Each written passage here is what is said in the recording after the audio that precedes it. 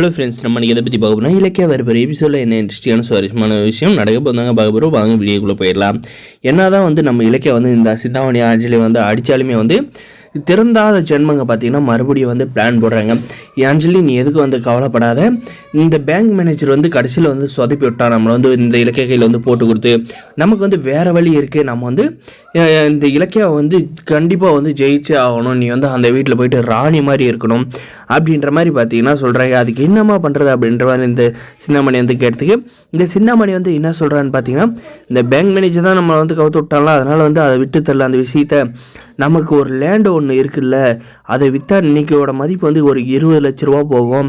அந்த பேங்க் அந்த லேண்டோட பத்திரம் வந்து நம்மளுடைய லாக்கரில் தான் வந்திருக்கு பீரோவில், அதோட சாவி வந்து உங்கள் அப்பாவோட உள் சட்டையில் வந்து இருக்குது, அதை மட்டும் எடுத்துட்டோம்னா நம்மளை வந்து அடிச்சதுக்கு வந்து ஆளே இல்லை, நீ வந்து அந்த வீட்டில் போயிட்டு ராணியை வந்து உட்கார்றத யாராலும் வந்து தடுத்து நிறுத்தவே முடியாது, நீ எதுக்காக வந்து அந்த இலக்கியாவை வந்து மர்டர் பண்ணணும்னு நினைக்கிற, மர்டர் பண்ணால் நீ ஜெயிலுக்கு போயிடுவேன், ஆனால் இதை பண்ணால் கண்டிப்பாக வந்து அவளை வந்து நம்ம வந்து தோக்கடிச்சு அவளை வந்து அசிங்கப்படுத்தி அந்த வீட்டை விட்டு வெளியே அனுப்புகிற மாதிரி வந்து பண்ணலாம் அப்படின்ற மாதிரி வந்து ஒரு தருதலைக்கு இன்னொரு தருதலை வந்து ஐடியா தருதுங்க.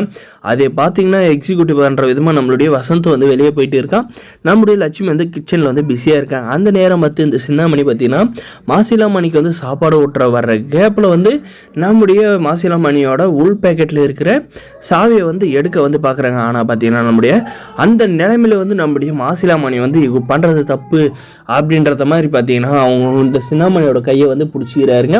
அதுவுமே பார்த்தீங்கன்னா விடிய கை அப்படின்ற மாதிரி பார்த்தீங்கன்னா அம்மாளும் புள்ளி 2 பேர் சேர்ந்து நம்ம மாசிலாமணியை வந்து அடித்து கையை காலை பிடிச்சிக்கிட்டு அந்த சாவியை எடுத்துக்கிட்டு ஆட்டம் போடுறாங்க.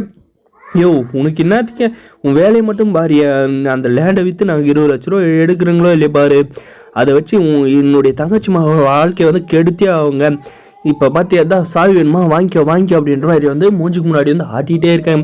என்னடா அண்ணன் ஏதோ சத்தம் போடுறாங்க அப்படின்ற மாதிரி வந்து நம்முடைய சிந்தாமணி வந்து வெளியே வந்து பார்க்குறாங்க.